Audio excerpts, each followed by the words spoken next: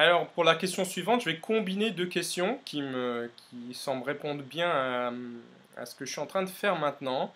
C'est l'aspect percussif du piano est-il important pour moi et parlons des futurs projets. Alors, c'est justement le concerto Clavieriana opus 70 pour piano avec également une partie très importante de Celesta et orchestre qui sera créé par le BBC Symphony avec comme soliste Catherine Stott, qui est connue en Europe surtout comme la pianiste de Yo-Yo Ma, et le chef français Fabien Gabel. Alors, pourquoi je vous dis ceci? C'est que ce concerto, en effet, va exploiter pas mal le côté percussif du piano et des claviers en général, dans le sens percussif comme un instrument de percussion, oui, mais clavieriana, c'est un mot qui veut, c'est un peu une espèce de mot fantaisiste que j'ai imaginé sur l'idée du clavier, mais comme on a Chrysleriana, on a une idée un peu où le clavier devient fou, c'est une espèce d'extra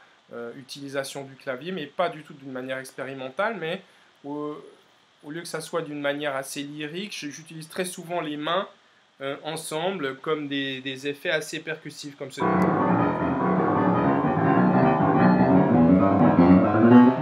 On a ce genre de figure dans ma sonate phonomorphique numéro 1, où j'aime bien alterner des accords percussifs main gauche, main droite, souvent touche blanche, touche noire.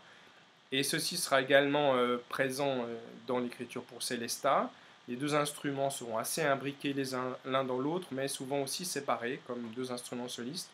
Et Clavieriana également pour faire référence à d'autres instruments à clavier dans l'orchestre. Ce seront des instruments à clavier de percussion, à savoir le xylophone, le glockenspiel et le marimba.